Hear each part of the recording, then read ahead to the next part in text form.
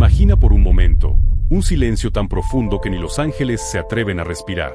Un silencio en el que las estrellas parecen detener su luz, y el trono de Dios permanece envuelto en un resplandor imposible de describir.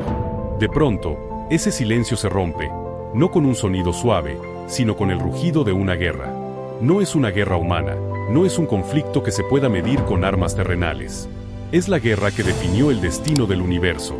Y en el centro, se levanta una figura imponente, un guerrero cuya sola presencia hace temblar a los ejércitos del infierno. Su nombre, pronunciado en las cortes celestiales y temido en las cavernas más oscuras del abismo, es Miguel, el arcángel de Dios. ¿Por qué Dios lo creó? ¿Qué propósito eterno se esconde detrás de este ser tan poderoso que ni Satanás mismo pudo doblegarlo? A lo largo de la historia, el nombre de Miguel ha surgido en momentos donde la oscuridad parecía invencible, en visiones proféticas, en batallas invisibles, en el juicio final que aún está por venir. Cada vez que se le menciona, el cielo está en movimiento, y el infierno, en alerta. Este no es un relato cualquiera. No estamos hablando de un ángel más entre millones.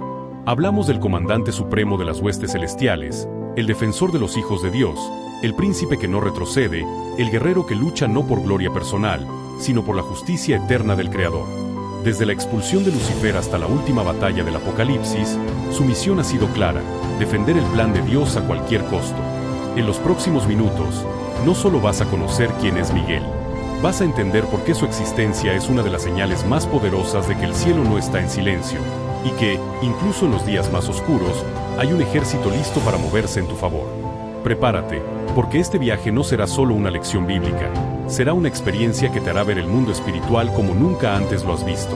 Esto es la historia del arcángel Miguel, el guerrero que Dios creó por una razón que el infierno teme. Lo único que te pido a cambio es dar clic en el botón de suscribirte.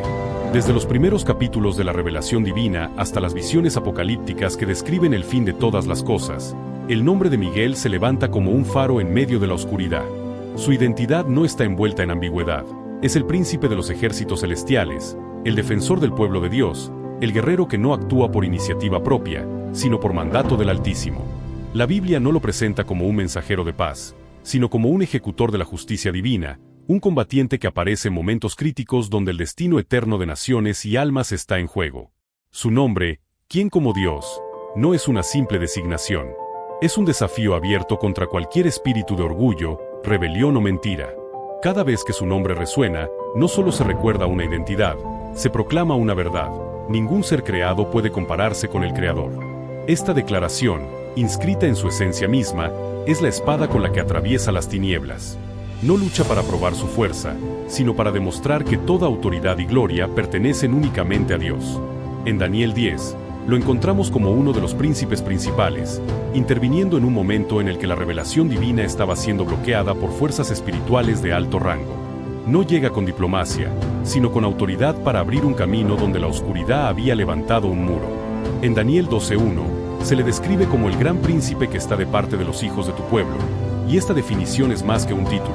Es la confirmación de que hay una protección activa, personal y constante sobre los que son de Dios. En el libro de Judas, lo vemos en un episodio que, aunque breve, revela un misterio profundo, disputando con Satanás por el cuerpo de Moisés. Aquí no hay intercambio de insultos ni demostraciones de orgullo. Solo una frase que encierra toda la fuerza de la autoridad celestial: el Señor te reprenda. En esa escena, Miguel no actúa con poder propio, sino como portavoz del juicio divino. Es la imagen perfecta de un siervo que entiende que la verdadera fuerza no proviene de uno mismo, sino de la obediencia a Dios. Finalmente, en Apocalipsis 12, Miguel aparece en la batalla más decisiva del cielo, liderando a los ángeles de Dios contra el gran dragón y sus huestes. Este no es un combate simbólico ni una alegoría poética. Es el relato real de un conflicto que definió el curso de la historia espiritual. El resultado es claro: el dragón y sus ángeles no prevalecieron, fueron expulsados, y su lugar no fue hallado más en el cielo. Con esta victoria, Miguel no solo defiende el trono de Dios, sino que marca el inicio del fin para el enemigo. Todo esto nos revela que Miguel no es un personaje lejano, atrapado en las páginas antiguas de la Biblia. Su misión no terminó. Él sigue activo, observando, interviniendo, asegurando que el plan eterno de Dios avance hasta su cumplimiento final. Cada aparición suya es una señal de que el cielo no ha abandonado la batalla, y de que, incluso cuando el mundo parece sumergido en el caos, Hay un príncipe de Dios de pie, listo para levantarse una vez más. ¿Tú qué opinas? Deja tu comentario mientras ves esto. Responderé todos los comentarios. Antes de que existiera la primera estrella, antes de que los océanos rugieran y el hombre respirara por primera vez, hubo un día en que el cielo dejó de ser un lugar de armonía perfecta. Entre las huestes celestiales, formadas para adorar y servir al Creador, se alzó una voz disonante. No fue una voz cualquiera. Era la voz de uno de los seres más gloriosos que Dios había creado, Lucifer, el portador de luz. Su belleza superaba la de todos los ángeles, su sabiduría era incomparable, su posición, altísima. Pero algo se gestó en su corazón, un deseo prohibido. No quería solo servir, quería gobernar. No le bastaba reflejar la gloria de Dios, quería recibirla. Isaías 14 nos abre una ventana a sus pensamientos. Subiré al cielo, en lo alto, junto a las estrellas de Dios, levantaré mi trono, seré semejante al Altísimo. Ese seré fue el inicio de su caída. El orgullo se convirtió en rebelión, y la rebelión en guerra. Lo que comenzó como un pensamiento se transformó en un movimiento. La tercera parte de los ángeles del cielo lo siguió, seducida por su carisma y promesas de poder. Era la primera conspiración en la historia del universo. Entonces, se alzó Miguel. No lo hizo para defender su propia posición, sino para preservar la santidad del cielo. Apocalipsis 12 describe la escena con palabras que estremecen. Hubo una gran batalla en el cielo. Miguel y sus ángeles luchaban contra el dragón, y luchaban el dragón y sus ángeles, pero no prevalecieron, ni se halló ya lugar para ellos en el cielo. No fue una batalla simbólica, fue un enfrentamiento real, de fuerzas, de autoridad, de gloria contra orgullo, de luz contra tinieblas. Imagina el cielo transformado en un campo de batalla. Ángeles resplandecientes con espadas de fuego enfrentándose a huestes ennegrecidas por la corrupción. Truenos que retumban como tambores de guerra. Rayos de luz divina atravesando las sombras como flechas justas. En el centro, Miguel, firme, con su armadura celestial, cada golpe suyo cargado no solo de poder, sino de justicia. Cada orden que daba resonaba como un decreto del trono eterno. Lucifer, ahora llamado el Gran Dragón, luchaba con una furia alimentada por su orgullo herido. No buscaba solo vencer, buscaba destruir todo lo que reflejara a Dios. Pero Miguel no retrocedía. No había duda en sus pasos, ni temor en su mirada. No peleaba con fuerza propia, sino revestido de la autoridad del Altísimo. Cada vez que levantaba su espada, el cielo respondía, y la oscuridad retrocedía. Finalmente, la batalla alcanzó su clímax. Con un acto de autoridad suprema, Miguel y sus ángeles expulsaron al dragón y a sus seguidores. Ya no tenían lugar en el cielo. La pureza del reino quedó restaurada. Pero la victoria no significó el final del conflicto. El enemigo, derrotado pero no destruido, fue arrojado a la tierra. Y aquí comenzó una nueva fase de la guerra, una fase que tú y yo seguimos viviendo hoy. Esta expulsión marcó un precedente eterno. La rebelión jamás prevalece ante la autoridad de Dios. El cielo no negocia con el orgullo. Y Miguel se convirtió en el estandarte viviente de esa verdad. Desde ese día, su nombre quedó grabado como el del comandante que enfrentó la primera gran rebelión y la aplastó. El rugido del dragón aún resuena en la tierra, pero cada vez que Miguel se levanta, ese rugido se convierte en un eco de derrota. Entre todas las historias de la Biblia, hay una que, a pesar de ocupar apenas un solo versículo, es capaz de abrir un océano de preguntas. Judas 1:9 nos dice, pero cuando el arcángel Miguel contendía con el diablo, disputando con él por el cuerpo de Moisés, no se atrevió a proferir juicio de maldición contra él, sino que dijo, el Señor te reprenda. No hay más contexto, no hay más detalles. Y sin embargo, esas pocas palabras revelan que, incluso después de la muerte de un hombre de Dios, el reino espiritual sigue en movimiento. ¿Por qué Satanás querría el cuerpo de Moisés? Para entenderlo, debemos recordar quién fue Moisés. El libertador de Israel, el legislador que recibió la ley directamente de Dios en el Sinaí, el profeta que hablaba cara a cara con el Creador. Deuteronomio 34 nos cuenta que Moisés murió en tierra de Moab, y que fue Dios mismo quien lo enterró, en un lugar que nadie conoció. No hubo funeral público, no hubo procesión, no hubo tumba que pudiera convertirse en lugar de peregrinación. Esto no fue casualidad. Dios conocía la inclinación del corazón humano hacia la idolatría. Un pueblo que había adorado un becerro de oro en el desierto podría fácilmente convertir el cuerpo de Moisés en un objeto de culto, desviando su mirada del Dios que lo había enviado. Pero Satanás también lo sabía. Si lograba obtener el cuerpo, podría usarlo como instrumento de engaño, levantar un culto falso, distorsionar la historia y sembrar confusión en el pueblo de Dios. Aquí entra Miguel, no como un espectador, sino como el guardián de lo sagrado. Su misión no era negociar, no era razonar con el enemigo. Solo pronunció una frase: «El Señor te reprenda». Con esas palabras, Miguel se colocó bajo la autoridad suprema de Dios, recordándole a Satanás que ningún argumento, por brillante que pareciera, podía anular el decreto divino. Este episodio nos enseña algo profundo: la guerra espiritual no se limita a lo visible. Incluso lo que ha terminado para nosotros, una vida, una misión, una historia, sigue teniendo valor en el plan eterno de Dios. El cuerpo de Moisés, aunque muerto, todavía formaba parte de un propósito mayor. Y lo vemos siglos después, cuando Moisés aparece junto a Elías en la transfiguración de Jesús, Mateo 17, glorificado, hablando con el Mesías. Si Satanás hubiera corrompido o tomado ese cuerpo, quizá ese momento profético habría sido alterado. La actitud de Miguel en este pasaje es un ejemplo perfecto de humildad bajo autoridad. Él, el comandante de los ejércitos celestiales, no confía en su propia fuerza para derrotar al enemigo. Sabe que la victoria no está en su espada, sino en el poder del nombre de Dios. Y esa es una lección para nosotros. En la batalla espiritual, la victoria no depende de nuestra elocuencia ni de nuestra estrategia, sino de nuestra dependencia absoluta del Señor. En este misterio, vemos a Miguel no solo como guerrero, sino como custodio. No protege un objeto físico por sentimentalismo, sino porque ese objeto forma parte del plan de redención. Lo que Dios separa para un propósito, Dios lo guarda. Y cuando el enemigo intenta tomarlo, Miguel se interpone, no para reclamarlo como suyo, sino para devolverlo a las manos del Creador. Es un recordatorio solemne: todo lo que pertenece a Dios, sea visible o invisible, está bajo una custodia que el infierno no puede quebrantar.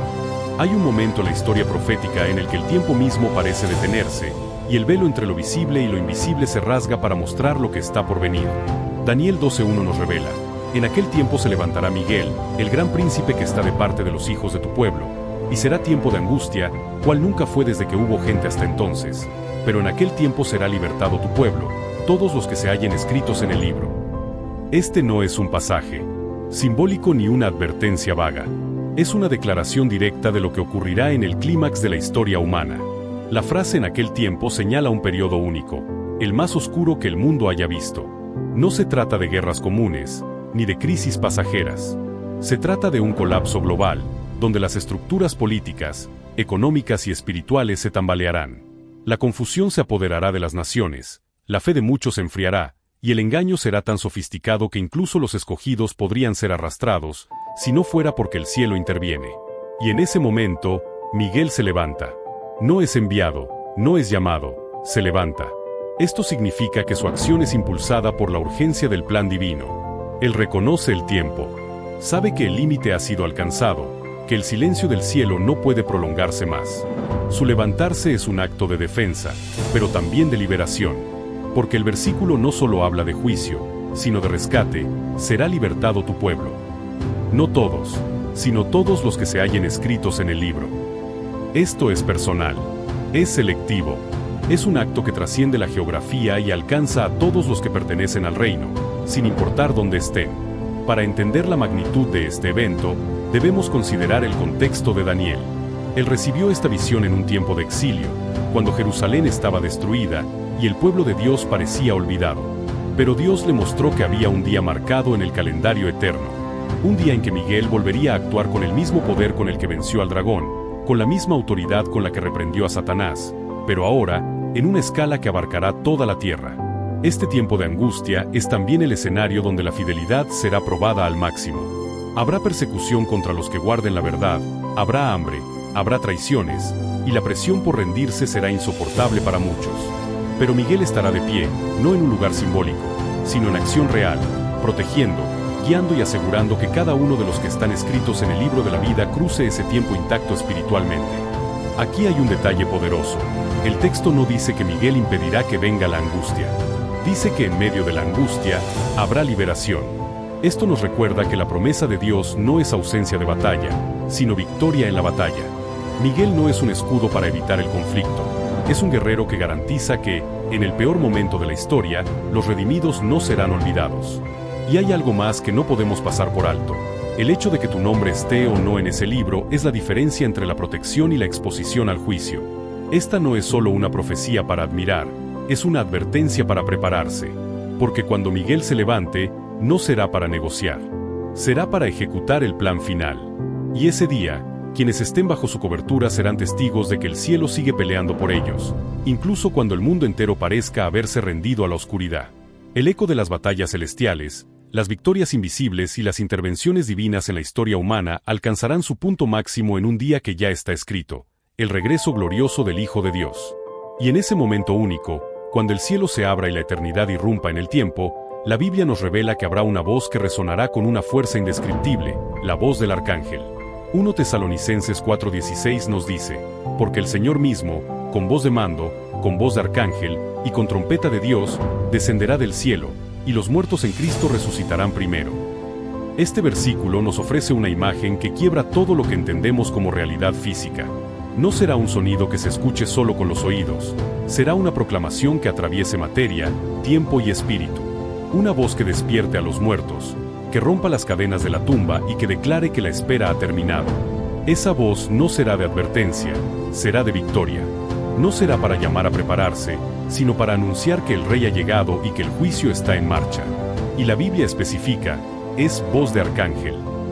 Esto ha llevado a muchos estudiosos a señalar que podría ser la voz de Miguel, el mismo que ha estado presente en los momentos más decisivos del plan de Dios. Si así es, tendría todo el sentido. Él, que combatió al dragón, que defendió al pueblo de Dios, que intervino en la guerra espiritual más antigua, será quien proclame la orden final de resurrección y reunión. Imagina la escena. El cielo, abierto como un velo que se rasga, dejando ver al Mesías descendiendo con poder y gran gloria. Ángeles formando filas infinitas a su alrededor.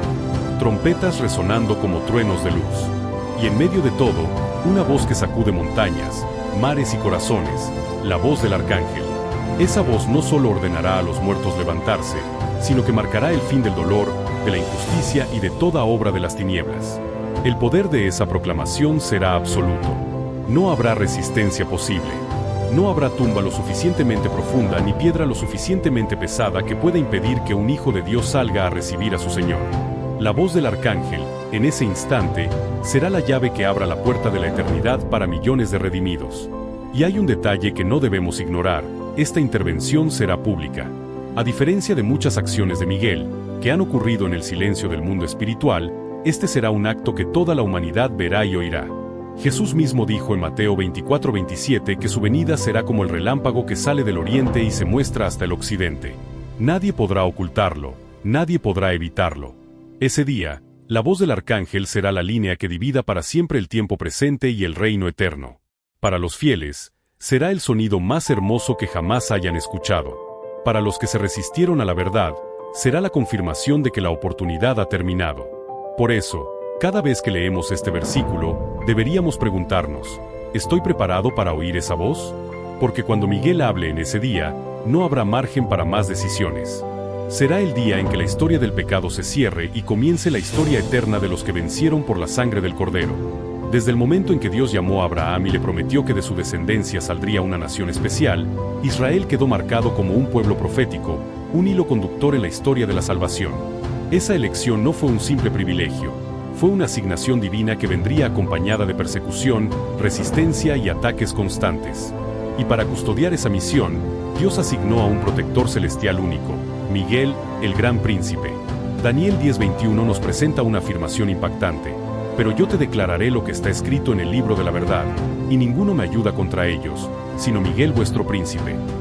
Esta frase no habla de un ángel genérico. Habla de un príncipe que tiene un encargo específico, defender a vuestro pueblo, es decir, al pueblo de Israel.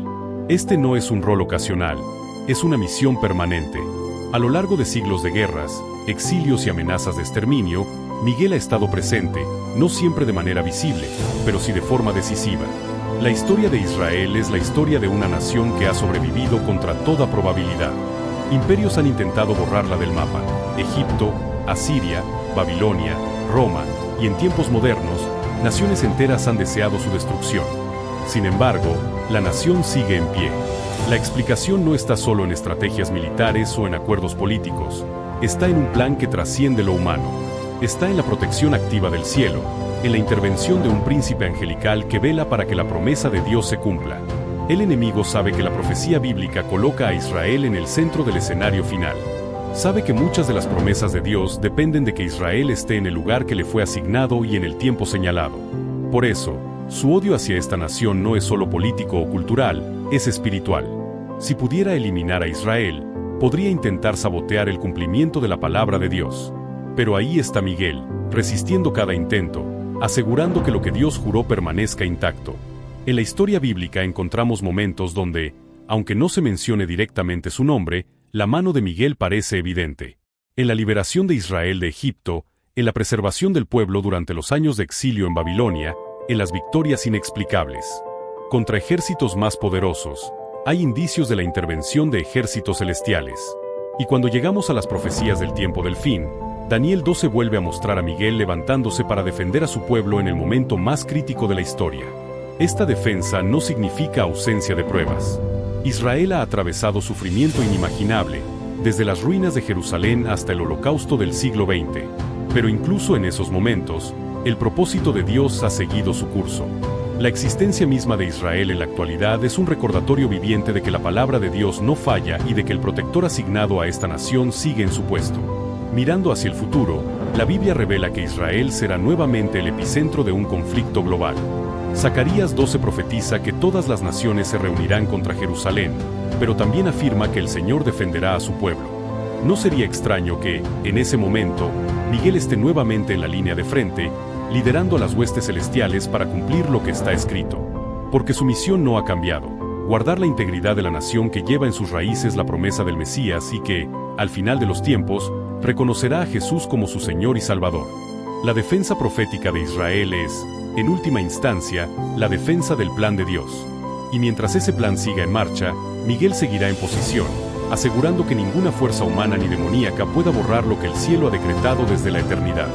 Hay escenas en la Biblia que, aunque breves, revelan verdades profundas sobre cómo opera el cielo cuando un hijo de Dios ora con fervor.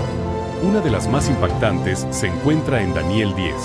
El profeta, ya anciano, se encontraba en una temporada de ayuno y oración de 3 semanas. No comió manjar delicado, no bebió vino ni se ungió con aceite. Su clamor era sincero, quería entender el destino de su pueblo y recibir dirección de Dios. Lo que Daniel no sabía era que, desde el primer día que comenzó a orar, la respuesta ya había sido enviada desde el trono. Pero algo ocurrió en el mundo invisible. El mensajero celestial encargado de llevarle la revelación fue interceptado por una entidad espiritual llamada el príncipe del reino de Persia. No se trataba de un hombre ni de un gobernante terrenal, sino de una fuerza demoníaca que ejercía influencia sobre un imperio entero. Por 21 días, esa oposición bloqueó el paso del ángel enviado. Aquí es donde entra Miguel. El mensajero celestial le explica a Daniel, mas el príncipe del reino de Persia se me opuso durante 21 días. Pero aquí Miguel, uno de los principales príncipes, vino para ayudarme, Daniel 10:13. Con su llegada, la resistencia fue quebrada. Las cadenas que mantenían retenida la respuesta se rompieron, y el camino quedó libre para que Daniel recibiera el mensaje. Este pasaje nos abre los ojos a una realidad incómoda. No toda oración recibe respuesta inmediata porque, a veces, hay una batalla espiritual en curso. No es que Dios esté sordo ni que haya olvidado. Es que hay fuerzas que intentan impedir que su voluntad se cumpla en nuestra vida. Pero cuando la autoridad de Miguel entra en escena, esas barreras caen. Imagina el momento. El mensajero, agotado por días de conflicto espiritual, ve aparecer a Miguel. Su presencia es como un relámpago que ilumina el campo de batalla. Sus órdenes son claras, su fuerza, imparable. Donde había oscuridad, se abre un corredor de luz. Donde había resistencia, se impone la autoridad del Altísimo. La respuesta sigue su curso, y la misión se cumple. Este relato también nos enseña que la oración perseverante tiene un peso que activa el movimiento en el cielo. Daniel no dejó de orar al segundo día, ni al 10º. Persistió hasta que la respuesta llegó. Su constancia se convirtió en la atmósfera propicia para que Miguel actuara. Y lo mismo ocurre hoy. Cada vez que un creyente clama con fe y no se rinde, se libra una batalla invisible donde los ejércitos de Dios se movilizan. Miguel, en esta historia, no solo es el guerrero que vence al dragón en el Apocalipsis o el defensor de Israel. Aquí lo vemos como el intercesor que asegura que la voz de Dios llegue clara a su siervo. Es el custodio de la comunicación divina, el guardián del puente entre el cielo y la tierra. Y si lo hizo por Daniel, lo hará por cualquiera que permanezca fiel, porque su misión no ha cambiado: abrir paso a la voluntad de Dios cuando las tinieblas intentan bloquearla. Para entender plenamente quién es Miguel y por qué su misión es tan crucial, debemos verlo no como un personaje aislado que aparece en momentos esporádicos de la Biblia, sino como un hilo continuo que atraviesa la historia de la salvación. Desde antes de la creación del hombre, Miguel ya estaba en pie, defendiendo el orden del cielo contra la primera rebelión. Fue él quien, revestido de autoridad divina, enfrentó a Lucifer y expulsó a sus huestes, marcando así la primera victoria en la guerra que aún vivimos. Con la entrada del pecado en el mundo, la batalla se trasladó a la tierra.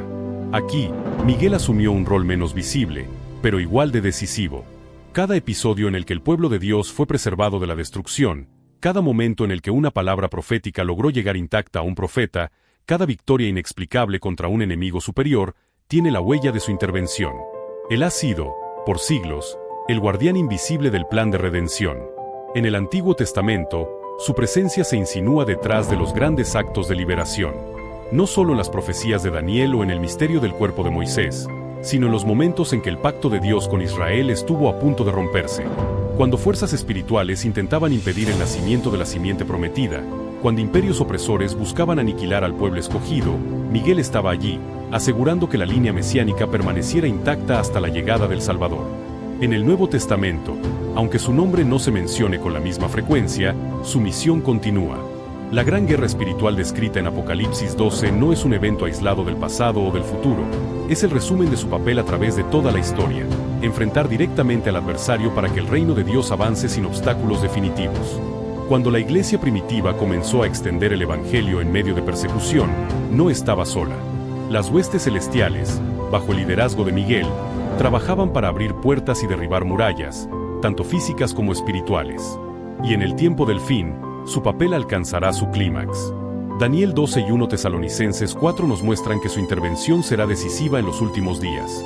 Primero, levantándose para proteger al pueblo de Dios en el tiempo de angustia más grande jamás vivido, y luego, anunciando con su voz la resurrección y el regreso triunfal de Cristo. En ambos casos, su misión es la misma que desde el principio: garantizar que lo que Dios ha decretado se cumpla sin que el enemigo pueda frustrarlo. Si observamos toda la narrativa bíblica, Miguel es el símbolo de la fidelidad activa de Dios. No es un guerrero independiente, sino un siervo perfecto que encarna la frase que lleva como nombre: ¿quién como Dios? Esa pregunta no es retórica, es un desafío eterno contra todo orgullo, mentira y rebelión. Cada vez que Miguel actúa, la respuesta queda clara: no hay nadie como el Altísimo, y ningún poder creado podrá jamás superarlo. Ver su papel en la historia de la salvación no es solo admirar a un ángel poderoso, es recordar que Dios nunca ha dejado su plan desprotegido. Desde el inicio de la rebelión en el cielo hasta el establecimiento del reino eterno, siempre ha habido una mano firme guiando, defendiendo y ejecutando la justicia divina. Miguel es, en ese sentido, una de las pruebas más visibles de que el cielo no está ausente, sino profundamente involucrado en cada capítulo del plan de redención. La historia de la guerra espiritual tiene un desenlace escrito. No importa cuántas batallas intermedias se ganen o se pierdan, todo converge hacia un punto único: el día de la confrontación total, el día del juicio de las naciones, el día que la Biblia llama Armagedón. Apocalipsis 16:16 lo menciona con una frase que encierra siglos de expectativa: y los reunió en el lugar que en hebreo se llama Armagedón. Ese lugar no es solo un valle geográfico, es el escenario de la culminación de un conflicto que comenzó en el cielo. Aquí no habrá diplomacia ni treguas. Será la coalición final del mal contra el reino de Dios. Gobiernos, ejércitos y líderes movidos por el espíritu del anticristo se unirán para desafiar al Creador. Pero en el plano invisible, las huestes demoníacas estarán alineadas para su último intento de destruir lo que el cielo ha prometido. Y es en este contexto que Miguel, el arcángel guerrero, entra en acción por última vez en la historia como la conocemos. Imagina el cielo oscuro por la densidad de las nubes de guerra. Relámpagos que cruzan el horizonte como si la creación entera estuviera en tensión. El estruendo de trompetas no humanas retumba en el aire. Y de pronto, se ven abrirse los cielos, no para una visión parcial, sino para la irrupción completa del Rey de Reyes. Detrás de él, ejércitos celestiales montados en caballos blancos, resplandecientes con luz inquebrantable. Al frente de esos ejércitos, Miguel, con su armadura bañada en gloria y su espada encendida como un rayo eterno. Esta no es una batalla equilibrada. No hay incertidumbre sobre el resultado. Pero eso no significa que sea menos intensa. Las fuerzas del mal lucharán con la desesperación de quien sabe que su tiempo ha terminado. La Biblia nos dice en Apocalipsis 19 que la bestia, el falso profeta y los reyes de la tierra serán reunidos para pelear contra el que está montado en el caballo y contra su ejército. Aquí, Miguel no pelea por mantener una posición, sino para ejecutar el juicio final sobre los enemigos de Dios. Cada movimiento suyo es un golpe contra siglos de opresión, engaño y blasfemia. Sus órdenes dirigen a millares de ángeles que descienden como relámpagos sobre las fuerzas de las tinieblas. Las montañas tiemblan, los cielos se estremecen y la tierra entera reconoce que esta no es una batalla humana. Es el fin del dominio del pecado y de la rebelión. El dragón, que una vez intentó usurpar el trono de Dios, es reducido al silencio y atado para ser lanzado al abismo. La grandeza de este momento no está solo en la victoria misma, sino en lo que representa, el cierre definitivo de la rebelión que comenzó antes de que existiera el hombre. Miguel, que estuvo en la primera batalla contra Lucifer, está ahora en la última. La guerra que empezó en el cielo termina aquí, con la derrota pública y total del enemigo. Y lo hace no por mérito propio, sino como brazo ejecutor del Rey de Gloria. Cuando el polvo de la batalla se asiente, no quedará duda en ningún rincón de la creación. El Señor es Dios, y no hay otro. El papel de Miguel en Armagedón será recordado como el de un comandante que jamás se rindió, un príncipe que cumplió su misión hasta el último aliento del tiempo. Y ese día, su espada descansará, no porque haya perdido fuerza, sino porque la guerra habrá terminado para siempre. En el corazón del cielo, más allá de lo que los ojos humanos pueden imaginar, existe un ejército que no conoce derrota. No es un ejército humano. No está limitado por la fatiga ni por la corrupción. Está formado por seres creados para reflejar la gloria de Dios y ejecutar su voluntad con precisión perfecta. Sus filas son interminables, sus movimientos, impecables. Y al frente de ellos, se alza un comandante cuya autoridad no se basa en el miedo, sino en la pureza de su obediencia, Miguel, el Arcángel. Este ejército no existe para invadir territorios terrenales ni para conquistar reinos humanos. Su misión es más alta: preservar la santidad del reino de Dios, proteger a los herederos de la promesa y ejecutar los juicios divinos en el tiempo exacto. En sus filas se encuentran los mensajeros que anunciaron nacimientos milagrosos, los guerreros que derrotaron ejércitos enemigos en una sola noche, y los custodios que han estado junto a cada hijo de Dios en momentos de peligro mortal. La coordinación de este ejército es perfecta. No hay lugar para la improvisación ni para la duda. Cada orden que Miguel da es recibida como un decreto del mismo trono de Dios. Su liderazgo no es el de un tirano que busca su gloria personal, sino el de un siervo que vive para exaltar al Rey de Reyes. Cada batalla que dirige, cada misión que ordena, cada ángel que envía, lo hace con un único objetivo: que el nombre de Dios sea glorificado. La Biblia nos da destellos de la intervención de estos ejércitos. En 2 Reyes 19, un solo ángel destruyó a 185,000 soldados asirios en una noche, mostrando que el poder de Dios no necesita números para imponerse. Imagina entonces la magnitud de un ejército entero bajo el mando de Miguel. No hay fuerza demoníaca ni alianza de tinieblas que pueda resistir ese avance. Pero lo más impresionante no es su poder destructivo, sino su disciplina espiritual. Estos ángeles no actúan por impulso, esperan la palabra exacta de Dios antes de moverse. Esa es la clave de su invencibilidad. No dependen de su fuerza, sino de la voluntad perfecta del Altísimo. Miguel, como comandante, es el ejemplo supremo de esta obediencia. Su nombre, ¿quién como Dios?, es un recordatorio constante de que toda autoridad procede del Creador y vuelve a Él. Cuando este ejército se despliega, el mundo espiritual entero se estremece. Las tinieblas reconocen su paso, y el enemigo sabe que su presencia significa que la batalla está a punto de inclinarse a favor del cielo. No importa cuán grande sea la amenaza ni cuán desesperada parezca la situación, cuando Miguel y sus huestes se mueven, es porque el momento de Dios ha llegado. En el día final, este ejército tendrá su despliegue más glorioso. No vendrán para proteger, sino para celebrar la victoria total del Cordero. Montados en caballos blancos, revestidos de lino fino y resplandeciente, seguirán a su rey en la procesión triunfal que marcará el inicio del reino eterno. Miguel, al frente, entregará al soberano la espada con la que ha combatido desde la primera rebelión. Y entonces, el ejército celestial descansará, no porque haya perdido fuerza, sino porque la guerra habrá terminado para siempre. Después de recorrer la historia del Arcángel Miguel, desde la primera batalla en el cielo hasta el día final en que la guerra terminará para siempre, queda una verdad imposible de ignorar: toda esta lucha ha tenido un solo propósito: que tú y yo podamos permanecer de pie en el día de la victoria. No se trata solo de una guerra cósmica entre ángeles y demonios. Se trata de tu vida, de tu eternidad, de donde pasarás para siempre. Cada vez que Miguel se levantó, lo hizo porque Dios estaba protegiendo algo que le pertenecía. Y lo más sorprendente es que, entre todas las estrellas, galaxias y mundos que Dios sostiene, Él ha decidido que tú eres parte de lo que Él quiere proteger. Si hoy respiras, si hoy escuchas este mensaje, es porque el cielo no ha bajado la guardia sobre ti. Pero hay una realidad que no puedes ignorar: la protección de Dios es para los que le pertenecen. Apocalipsis 20 describe un futuro en el que el dragón será vencido definitivamente y lanzado al lago de fuego. En ese día, no habrá segundas oportunidades. Las filas estarán definidas, o con el Cordero o contra él. Y aunque Miguel esté al frente de las huestes celestiales, su misión no es reemplazar tu decisión.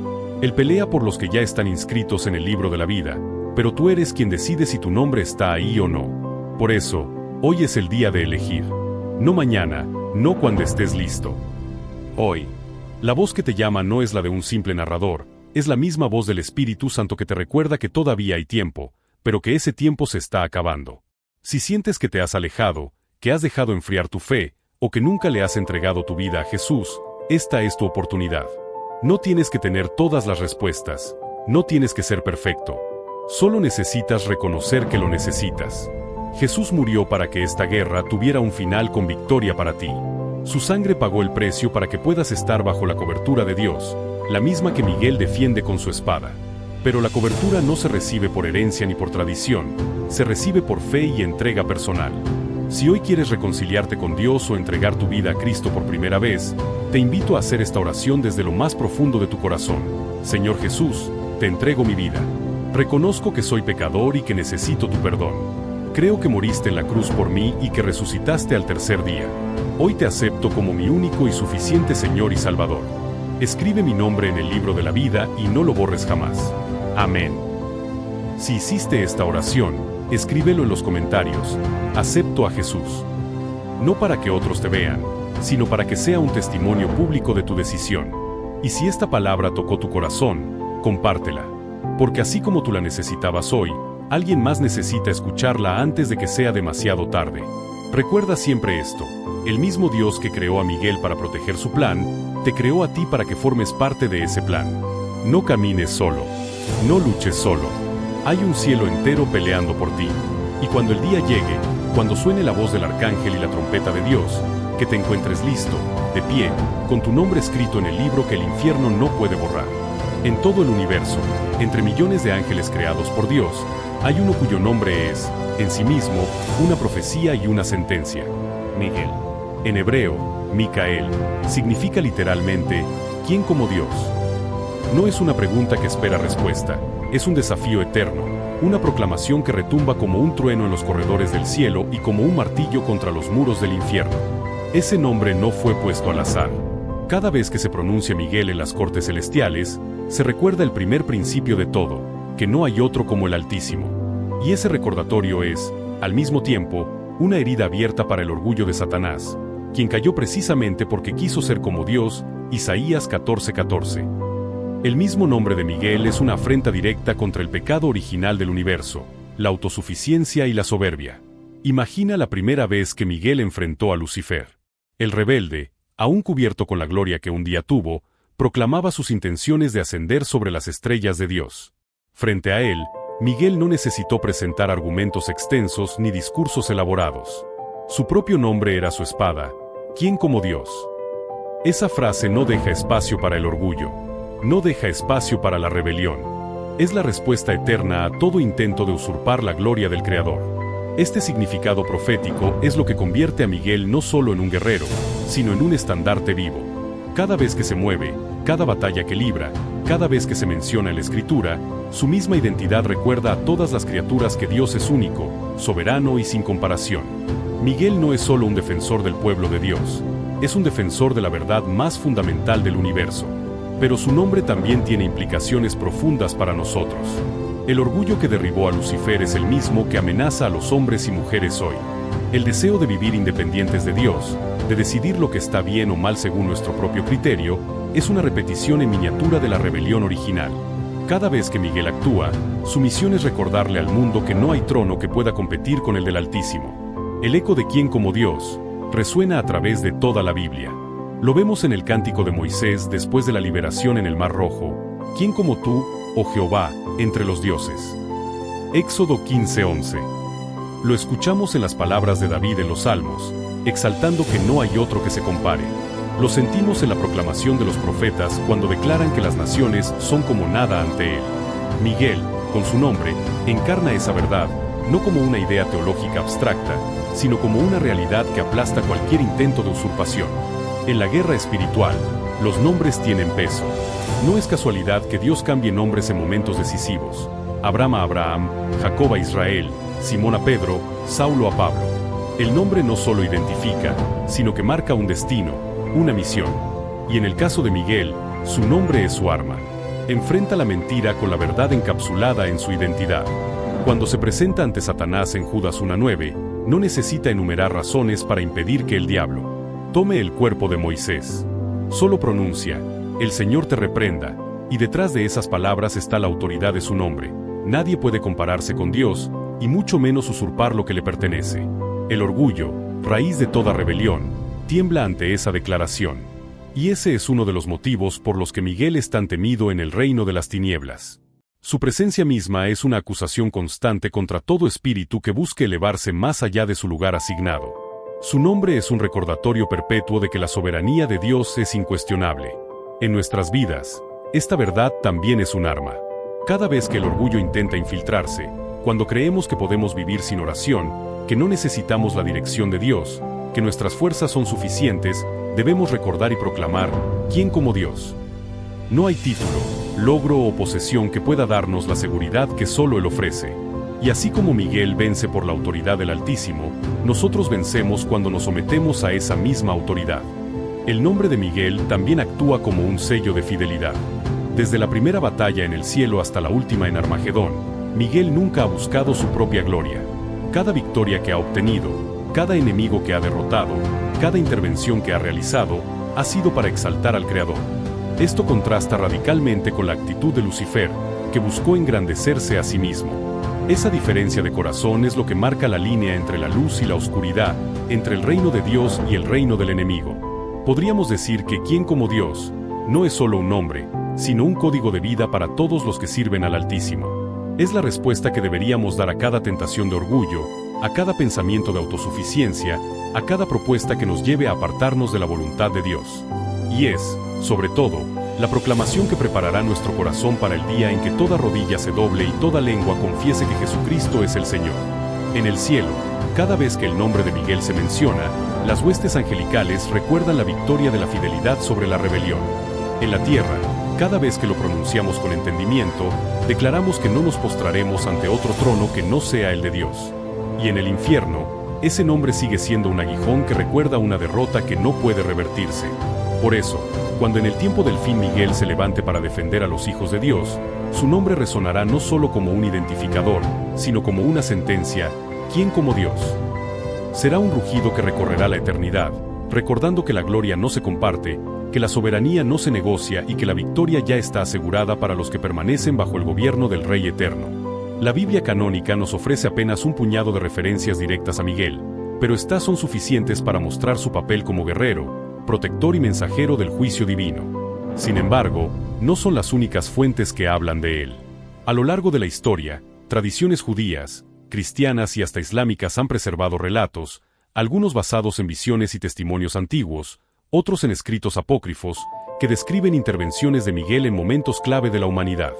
No todas estas fuentes tienen el mismo peso doctrinal que la Escritura, y debemos abordarlas con discernimiento. Pero lo cierto es que, tomadas como relatos históricos o tradiciones devocionales, pintan un cuadro más amplio del impacto que su figura ha tenido a lo largo de siglos.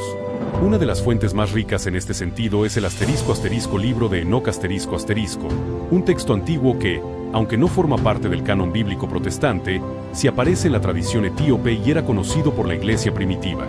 En este libro, Miguel es presentado como uno de los 4 arcángeles principales, junto con Gabriel, Rafael y Uriel. Enoc describe cómo Miguel no solo participa en batallas celestiales, sino que también intercede por la humanidad ante Dios. Es retratado como el misericordioso y paciente que defiende a los justos y acusa a los ángeles caídos de su corrupción. En la narrativa de Enoc, cuando los vigilantes, ángeles rebeldes, descendieron a la tierra y corrompieron a la humanidad con enseñanzas prohibidas, fue Miguel quien recibió la orden de atarlos y arrojarlos a prisiones de oscuridad hasta el juicio final. Otra tradición interesante proviene de los escritos rabínicos. El *** Midrash *** y el *** Talmud *** mencionan a Miguel como el gran defensor de Israel, no solo en el sentido espiritual, sino también en intervenciones históricas concretas. Por ejemplo, se dice que fue Miguel quien protegió a Abraham cuando fue arrojado al fuego por Nimrod, y quien acompañó a los patriarcas en sus momentos de mayor peligro. En el relato rabínico de la liberación de Daniel del foso de los leones, se menciona que Miguel fue quien cerró las fauces de las bestias, evitando que lo devoraran. En la tradición cristiana primitiva, algunos padres de la Iglesia vieron en ciertas apariciones del Antiguo Testamento, como el príncipe del ejército de Jehová que se le apareció a Josué antes de la conquista de Jericó, una manifestación de Miguel. Aunque no hay consenso absoluto sobre esta identificación, la descripción de un ser celestial con autoridad sobre los ejércitos del Señor encaja con su perfil. En la misma línea, algunos escritos apócrifos cristianos, como el *** Apocalipsis de Moisés ***, narran que Miguel fue enviado para preparar el lugar de entierro de Adán y consolar a Eva después de su muerte. Incluso en la tradición islámica, Miguel, llamado MKL, ocupa un lugar importante como uno de los 4 arcángeles principales, encargado de proveer sustento y bendiciones a las criaturas de Dios. Según algunos relatos islámicos, Miguel llora al ver el castigo de los pecadores y suplica por misericordia para la humanidad. Aunque esta perspectiva difiere en varios puntos de la visión bíblica, resalta un aspecto que enriquece la comprensión devocional, la compasión activa como parte de su misión. La historia también conserva relatos de apariciones atribuidas a Miguel en épocas posteriores al periodo bíblico. Uno de los más famosos ocurrió en el siglo V en Colosas, en Asia Menor, donde, según la tradición, un manantial milagroso surgió después de que Miguel protegiera un santuario cristiano de un ataque pagano desviando el cauce de un río. Este evento es conmemorado en la Iglesia Ortodoxa como un testimonio de su intervención continua. En el siglo VI, el Papa Gregorio Magno relató que durante una gran peste en Roma, mientras el pueblo oraba, tuvo una visión de Miguel envainando su espada sobre el mausoleo de Adriano, señal de que la plaga había terminado. Desde entonces, ese lugar es conocido como el *** Castillo de San Ángelo ***, y se erigió una estatua de Miguel en la cima para conmemorar la visión. En el medievo, se multiplicaron los relatos de apariciones de Miguel a monjes, líderes y guerreros, muchas veces en momentos críticos de batallas. En Francia, la abadía de *** Mont Saint-Michel *** fue fundada tras una supuesta aparición suya al obispo Aubert, a quien ordenó construir un santuario en un monte rocoso rodeado por mareas. En la batalla de Monte Gargano, en Italia, se decía que el arcángel apareció para dar valor a los defensores cristianos contra fuerzas invasoras. Si bien es cierto que no podemos colocar estas narraciones al mismo nivel que la escritura, lo que todas tienen en común es una misma imagen, la de Miguel como protector, defensor y guerrero al servicio del propósito divino. Ya sea en textos antiguos o en tradiciones medievales, su figura siempre está asociada a la intervención decisiva en momentos donde la fe y la vida estaban en riesgo. Estos relatos, más allá de su historicidad exacta, revelan algo profundo. La humanidad, a lo largo de milenios, ha reconocido en Miguel una presencia real y activa, un símbolo tangible de que el cielo no abandona a los que le pertenecen. En las batallas, en las pestes, en las persecuciones, su nombre ha sido invocado como un grito de esperanza y de firmeza.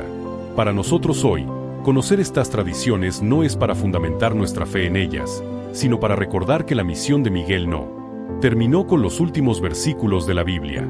Él sigue siendo parte del ejército celestial que vela por el cumplimiento del plan de Dios. Y si generaciones pasadas se sintieron fortalecidas al saber que no estaban solas, nosotros también podemos mirar al futuro con la misma certeza. El mismo arcángel que derribó al dragón sigue en pie, esperando el momento exacto en que se le ordene levantarse una vez más. En el corazón del trono de Dios hay un misterio que solo se menciona en ciertos pasajes de la Escritura, pero que representa el destino eterno de toda la humanidad, el libro de la vida. Apocalipsis 20:12 nos lo presenta en el contexto más solemne que se pueda imaginar, el juicio final. Y vi a los muertos, grandes y pequeños, de pie ante Dios, y los libros fueron abiertos, y otro libro fue abierto, el cual es el libro de la vida, y fueron juzgados los muertos por las cosas que estaban escritas en los libros, según sus obras. En ese momento, no importará la riqueza, la fama, ni los logros humanos. Lo único que determinará el destino eterno será si nuestro nombre está o no en ese libro. Daniel 12:1 conecta este misterio directamente con el ministerio de Miguel. En aquel tiempo se levantará Miguel, el gran príncipe que está de parte de los hijos de tu pueblo, y en aquel tiempo será libertado tu pueblo, todos los que se hallen escritos en el libro. No se trata de cualquier libro, sino del registro eterno de los que pertenecen al reino de Dios. Y Miguel, en este pasaje, aparece como el defensor de aquellos cuyos nombres están escritos allí. Esto no es casualidad. Su misión no es proteger a todos indiscriminadamente, sino a los que han sido sellados por el Creador.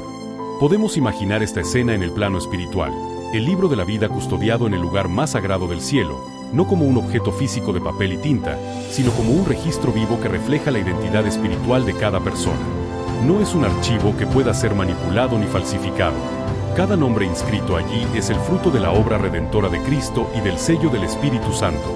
Y Miguel, como príncipe y guerrero, vela para que ningún adversario pueda tocar, borrar o adulterar ese registro. La conexión de Miguel con el libro de la vida revela algo profundo sobre la guerra espiritual. El enemigo no solo quiere destruir físicamente a las personas, quiere arrancar su identidad en Dios. Apocalipsis 3:5 dice que el que venciere será vestido de vestiduras blancas y que su nombre no será borrado del libro de la vida.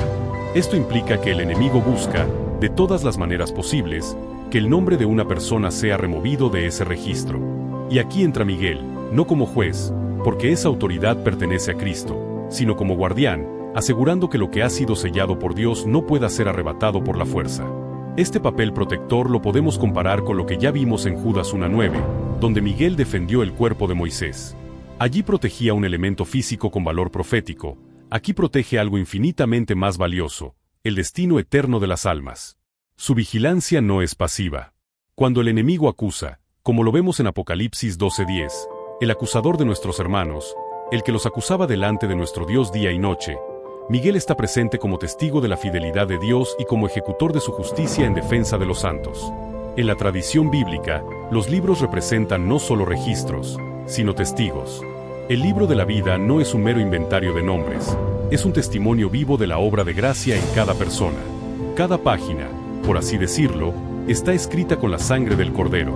Por eso, Miguel no protege un objeto, sino un pacto. No defiende tinta, defiende promesas. Y en el día en que el mundo espiritual entero se alinee para el juicio, su presencia junto al libro será la garantía de que nadie podrá alterar el decreto eterno sobre los redimidos. Imaginemos el día final. Millones de almas delante del trono. Los libros son abiertos. El silencio es total. El acusador busca una grieta, una oportunidad para reclamar a alguien como suyo. Pero frente a él, firme e imperturbable, está Miguel, no con una espada levantada para atacar, sino con una mirada que declara: estos pertenecen al Altísimo, sus nombres están escritos y sellados, y no serán borrados. Su autoridad en ese instante es la autoridad de un embajador del trono, de un comandante que conoce cada batalla librada para mantener esos nombres a salvo. Este rol de Miguel también nos enseña algo personal. Nuestra seguridad eterna no depende de nuestra fuerza, sino del poder de Dios que nos guarda. 1 Pedro 1:5 lo expresa claramente: somos guardados por el poder de Dios mediante la fe, para alcanzar la salvación que está preparada para ser manifestada en el tiempo postrero. Miguel es parte de esa guardia celestial que vigila para que nada ni nadie pueda separarnos del amor de Dios en Cristo Jesús. Hay un detalle poderoso en el Apocalipsis. En la visión de Juan, los que están alrededor del trono tienen vestiduras blancas y sostienen palmas de victoria. No llegaron ahí por casualidad, llegaron porque fueron preservados, protegidos y defendidos hasta el final. Cada uno de esos rostros podría contar historias de momentos en que la mano invisible de Dios, quizás a través de la intervención de Miguel, los libró del colapso espiritual. Historias de acusaciones que no prosperaron, de ataques que no destruyeron su fe, de tentaciones que fueron resistidas. En un sentido, podemos decir que Miguel no solo protege el futuro de los redimidos, sino que también participa activamente en su presente, asegurando que lleguen al final con su nombre intacto en el libro. Esto nos recuerda que la salvación no es un evento aislado, sino un camino de perseverancia. Y en ese camino, el cielo no nos deja caminar solos. En la eternidad, cuando miremos atrás y entendamos cuántas veces estuvimos a un paso de caer y no caímos, veremos que muchas de esas veces fue porque había un defensor, invisible a nuestros ojos, pero letal para nuestros enemigos. Un príncipe celestial cuyo nombre grita «¿Quién como Dios?», y cuya misión es que, cuando se pase lista en el libro de la vida, tú y yo podamos responder «Aquí estoy». Cuando pensamos en Miguel, el arcángel, muchas veces lo imaginamos solo en escenas pasadas, expulsando a Lucifer del cielo, protegiendo el cuerpo de Moisés, o levantándose en el tiempo de angustia de Daniel 12. Sin embargo, la guerra espiritual que lidera no es un evento aislado del pasado o del futuro, es una realidad que se desarrolla ahora mismo, en este preciso instante, sobre nuestras ciudades, nuestras familias y nuestras vidas. Efesios 6:12 lo dice sin rodeos, porque no tenemos lucha contra sangre y carne, sino contra principados, contra potestades, contra los gobernadores de las tinieblas de este siglo, contra huestes espirituales de maldad en las regiones celestes. Estas huestes espirituales son las mismas que Miguel y sus ángeles combaten desde el día de la rebelión en el cielo. La diferencia es que ahora, la batalla se libra en el territorio donde tú y yo vivimos, trabajamos y tomamos decisiones. Aunque no siempre lo percibamos, la guerra espiritual es constante. Se libra sobre las naciones, sobre las iglesias, sobre los hogares y sobre las mentes. Y en esa guerra, Miguel tiene un papel activo como comandante de las fuerzas del cielo asignadas para resistir, frenar y neutralizar los planes del enemigo. No se trata de fantasía ni de metáforas poéticas. Es una estrategia real, donde el cielo despliega recursos para que el plan de Dios siga avanzando. En la actualidad, la misión de Miguel puede entenderse en 3 niveles: global, comunitario y personal. A nivel global, su papel es contener el avance del mal hasta que se cumplan los tiempos determinados por Dios. 2 Tesalonicenses 2, 6-7 habla de algo, o alguien, que detiene la manifestación total de la iniquidad hasta que llegue el momento señalado. Muchos estudiosos consideran que Miguel podría estar relacionado con este ministerio de contención, evitando que la maldad se desate en su máxima expresión antes de la hora establecida. Si hoy todavía existe orden en medio del caos, es porque el cielo ha puesto límites que el enemigo no puede cruzar. A nivel comunitario, Miguel interviene en defensa del pueblo de Dios.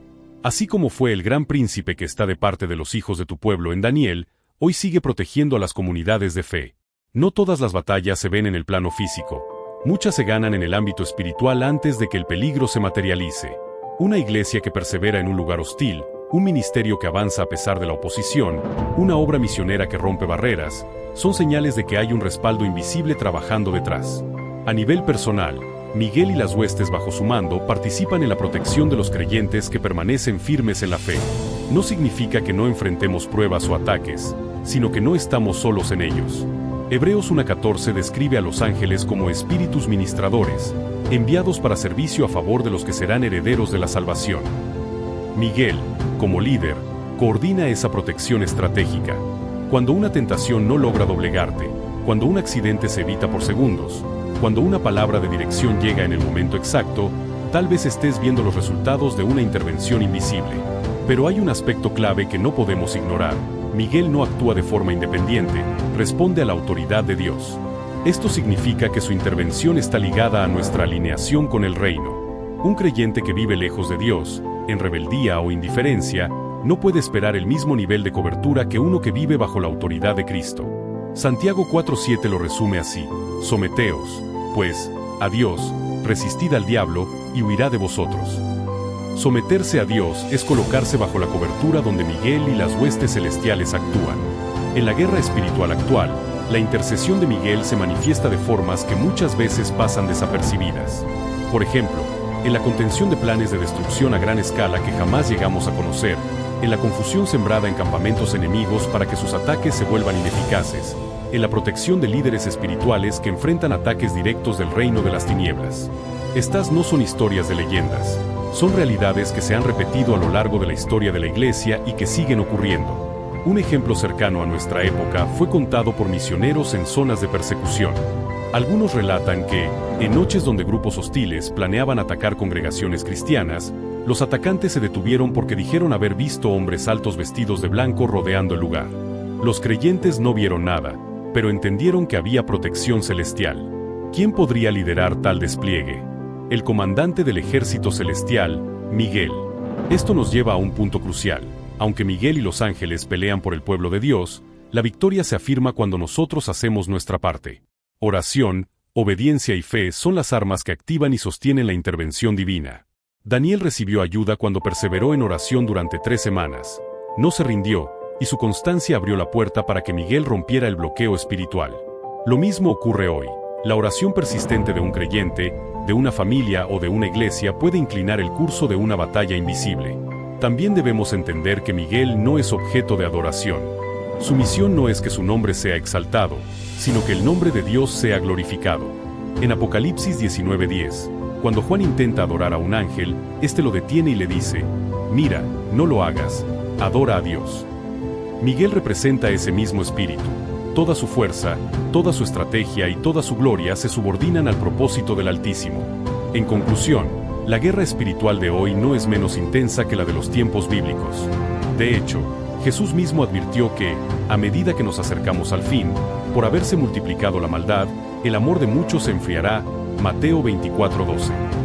Esto significa que el conflicto se intensificará, pero también significa que el cielo sigue activo, que Miguel sigue en posición, y que la victoria ya está decretada para quienes permanezcan bajo la cobertura del reino.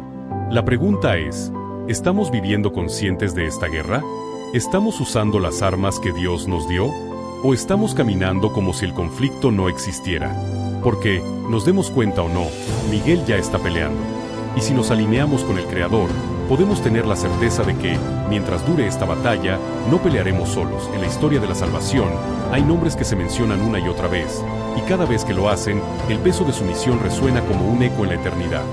Miguel, el arcángel, es uno de esos nombres. Desde la primera batalla en el cielo, pasando por siglos de intervenciones invisibles, hasta la última confrontación en Armagedón, su vida ha estado marcada por un solo propósito: defender el plan de Dios, proteger a su pueblo y proclamar con cada acción que no hay nadie como el Altísimo. Pero incluso para él, el día llegará. Un día en que no habrá más batallas que librar, ni más enemigos que enfrentar. Un día en que su espada, que ha brillado con justicia durante milenios, será envainada para siempre. Ese será el día del descanso eterno de Miguel. Apocalipsis 21 nos muestra una visión de ese tiempo: un cielo nuevo y una tierra nueva, donde ya no habrá muerte, ni llanto, ni clamor, ni dolor. En ese escenario, los ejércitos celestiales no estarán en formación de combate, sino en procesión de honor. No habrá guardias vigilando murallas, porque las puertas de la Nueva Jerusalén nunca se cerrarán de día, pues allí no habrá noche. Apocalipsis 21:25. En ese día, Miguel dejará de ser el comandante de un ejército en guerra para convertirse en un adorador en paz. El reconocimiento que recibirá no será en forma de coronas humanas, ni de monumentos construidos por manos mortales. Será el reconocimiento del mismo Dios que lo creó, el abrazo del Rey que lo envió a tantas misiones. En Mateo 25:21, Jesús describe las palabras que todo siervo fiel anhela oír: «Bien, buen siervo y fiel, sobre poco has sido fiel, sobre mucho te pondré, entra en el gozo de tu Señor». Si estas palabras se aplican a los redimidos, cuanto más a aquel que jamás falló en su misión. Pero el verdadero honor de Miguel no estará en recibir, sino en devolver. Devolver la gloria al Cordero que reinó, devolver la espada al Rey que le dio autoridad, devolver cada victoria a aquel cuyo nombre defendió desde el principio. Porque toda su carrera ha sido una proclamación viva de su propio nombre: ¿quién como Dios? En el reino eterno, esa pregunta no necesitará respuesta, porque la gloria de Dios será visible en cada rincón de la creación. Podemos imaginar la escena: el trono de Dios en el centro de la Nueva Jerusalén, rodeado por millares y millones de ángeles y redimidos. La multitud entona el cántico del Cordero: «Digno eres, porque fuiste inmolado, y con tu sangre nos has redimido para Dios».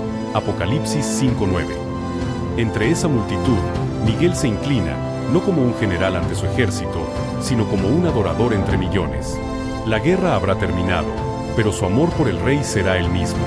Su descanso final no significa inactividad, sino plenitud. En la eternidad, Miguel seguirá siendo un príncipe, pero ya no habrá que luchar para defender el reino. Su papel será el de custodio del honor de Dios en un mundo donde ya no existirá oposición. Su autoridad seguirá intacta, pero su espada descansará como símbolo de una victoria que no tendrá que repetirse. También habrá un reconocimiento por parte del pueblo de Dios. Aquellos a quienes defendió sin que lo supieran, aquellos por quienes peleó cuando las fuerzas del enemigo los rodeaban, aquellos que nunca imaginaron cuán cerca estuvieron de caer y no cayeron porque un ejército invisible, bajo su mando, intervino. En la eternidad, todo será revelado. Y las lágrimas de gratitud no serán por idolatría, sino por reconocimiento del instrumento que Dios usó para preservar sus vidas. En ese momento, entenderemos que su fidelidad no fue solo militar, sino profundamente espiritual. Que cada batalla que ganó fue una declaración de amor al Creador. que cada victoria que obtuvo fue un acto de obediencia perfecta. Y veremos que su historia no es solo la historia de un ángel, sino la historia de un Dios que nunca deja a su pueblo sin defensa.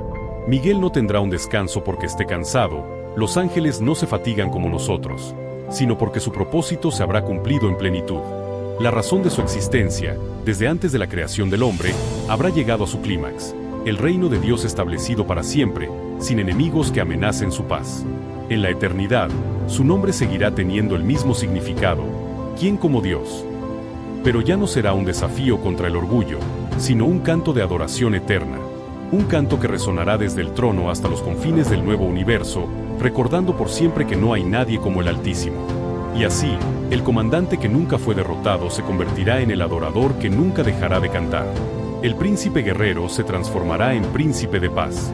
Y su descanso final será el mismo descanso que Dios ha prometido a todos los que le aman, morar en su presencia, sin miedo, sin guerra, sin fin.